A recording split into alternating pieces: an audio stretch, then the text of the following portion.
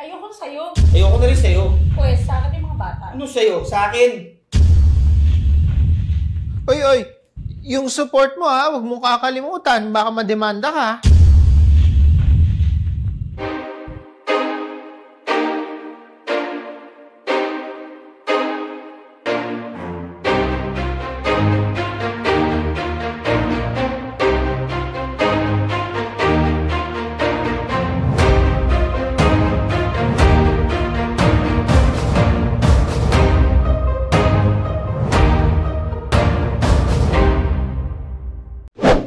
Suporta at kustodiya. Yan ang tatalakayin natin sa episode na ito. Sa mga panahon ngayon na lalo na't mainit, ay lalo nang nag-iinit ang mga damdamin ng mga tao at marami ang naghihiwalay. Kaya naman, dapat nating malaman ang mga karapatan ng mga bata at ng mag-asawa patungkol sa kustodiya at suporta. Attorney, kanino po ba mapupunta ang mga bata kapag naghiwalay ang mag-asawa? Ang ganda ng boses mo, parang Marites. Okay, sige. Sa ilalim ng batas, meron tayong tinatawag na equal right for custody. Talagang hindi ako makaget over sa nagtanong na ang boses niya ay talagang attorney. Marites nga ang pangalan niya. Pantay ang kanilang karapatan, ngunit dapat nating matandaan na under Article 213 of the Family Code of the Philippines, no child under 7 years of age shall be separated from the mother. Tandaan natin na ang rule ay kung ang bata ay under 7 years of age, ay otomatiko na inuutos ng batas na mapupunta ang kustodiya sa kanyang ina. Pero merong exception na binigay ang batas na kung sakali ang korte ay makakakita ng compelling reasons to order otherwise, ibig sabihin, makakakita ang korte ng rason o dahilan na ibigay sa ama o di kaya sa ibang guardian ang kustodiya ng bata through compelling reasons. Pero paano kung sobra na siya sa edad na iyon? Ang rule dyan ay, what is the best interest of the child? Ngayon, kung ang best interest ng bata ay para sa ama, o di kaya ang dalawang mag-asawa na naghiwalay ay hindi na nararapat para sa best interest of the child, ay mayroong kapangyarihan ang korte na mag-utos na ibigay sa iba ang kustodiya ng bata. This would be the grandparent. Paano kung wala na yung surviving grandparent? Ay sa kanyang oldest brother or sister who is over 21 years of age na hindi unfit. Paano kung wala? Ibibigay ito sa taong merong actual custody of the child who is over 21 years of age at hindi unfit. Maaari din natin tandaan na kapag ka over 7 years old na ang bata, no, ay ibinibigyan ng pagkakataon ng korte na sabihin niya kung kanino niya gustong sumama at taking all relevant considerations ay isasama iyon ng korte sa kanyang pagdidesisyon na kung kanino nga ibibigay ang kustodiya sa bata. Paano naman kung hindi kasal?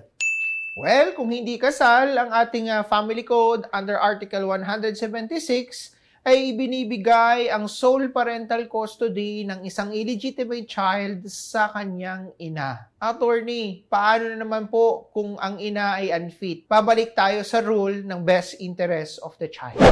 Paano naman yung support sa mga bata?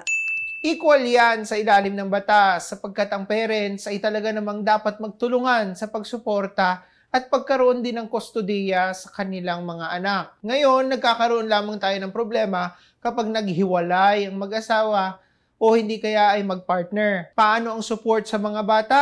Kung sino ang mayroong trabaho, siya ang magsusuporta sa mga bata. Kung ang babae ay may trabaho, siya ay magsusuporta. Kung ang lalaki ay may trabaho, siya ang magsusuporta. Ngunit, kung naghiwalay sila, ayon nga sa tanong mo, ay napunta halimbawa ang kustodiya sa ina, ang ama ang merong obligasyon na magpadala o magbigay ng support. Ano ba ang parte ng babae doon sa istruktura na ito? Yung pangangalaga ng babae ay yun na ang kanyang suporta. At ang pinansyal na suporta naman ng ama na siyang may trabaho ay obligasyon niya na buong suporta sa mga anak, pati na doon sa babae kung sila ay kasal.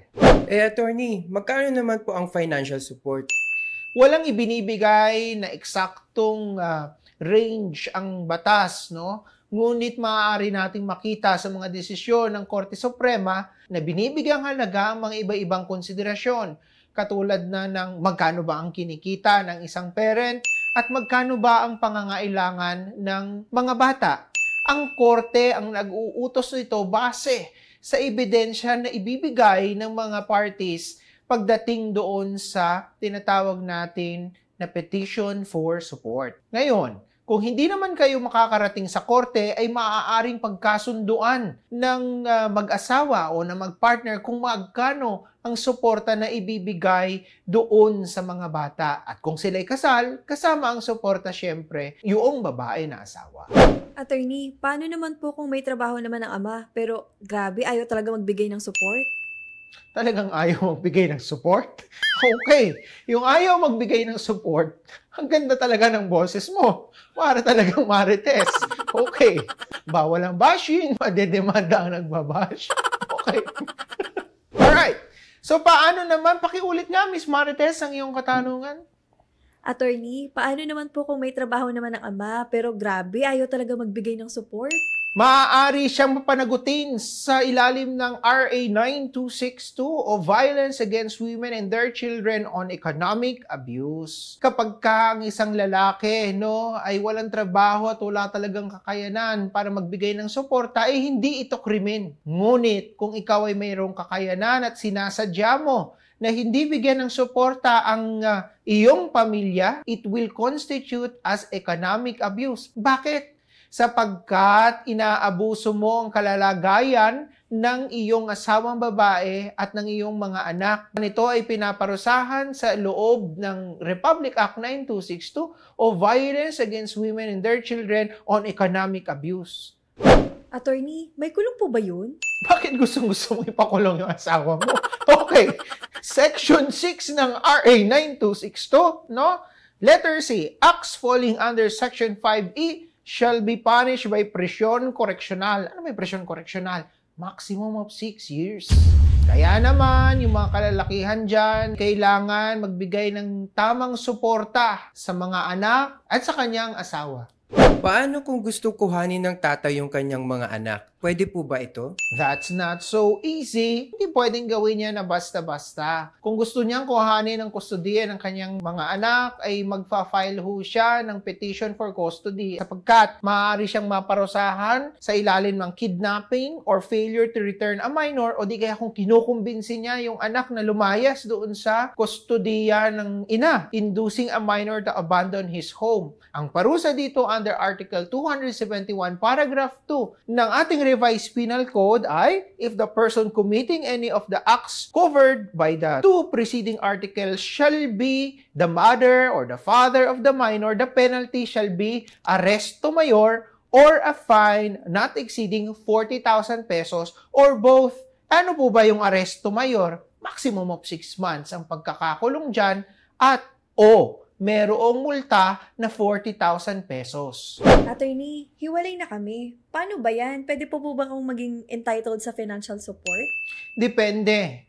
Kung kasal kayo o hindi kayo kasal. Kung kasal kayo, kahit nahiwalay kayo at wala kang kabuhayan, wala kang kakayanan, wala kang pinagkakakitaan, bilang isang legal spouse, ay may karapatan ka ng suporta mula sa iyong asawa. Kung ikaw ay isang girlfriend o partner, ay hindi ka entitled sa suporta. Gayun din kapag ka sa mag-asawa at naghiwalay ang babae at lalaki, ang lalaki ay entitled din sa support kung siya naman ay walang kakayanan at ang babae naman ang merong kabuhayan sapagkat sila ay kasal pa rin. Tandaan natin na kung kasal, nandiyan ng support. Kapag ka hindi kasal, walang support. Attorney, kung yung mga bata po ay nasa poder ng lalaki, yung babae po ba entitled pa rin sa support?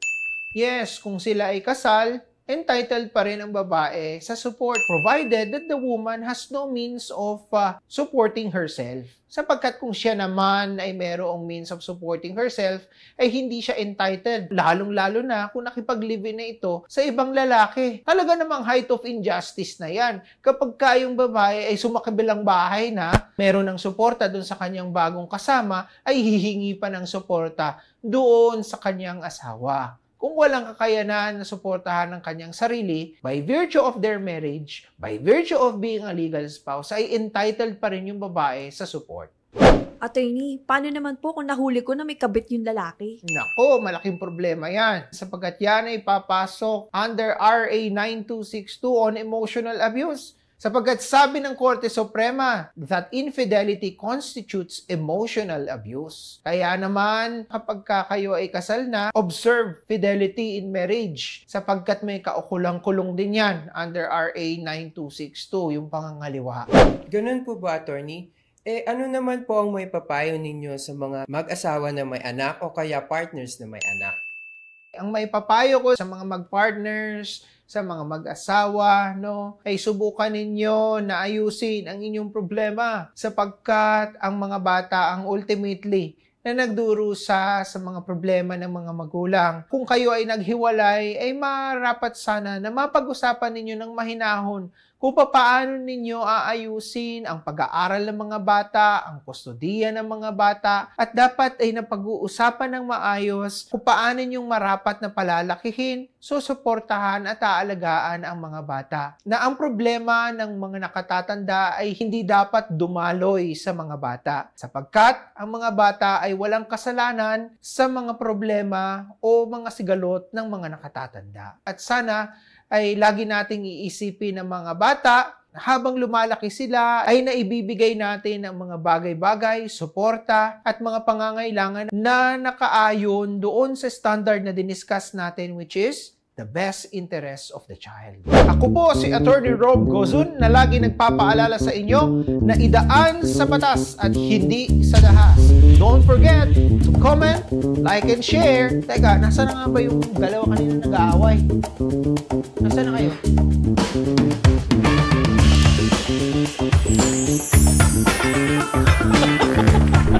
Okay! Ayan, mabuti naman na nagkamati kayo, no? Talaga naman nakatutuwa na kapag kang mga sigalot, no, ay nabibigyan ng solusyon. Okay, bye-bye! Don't forget to like and share.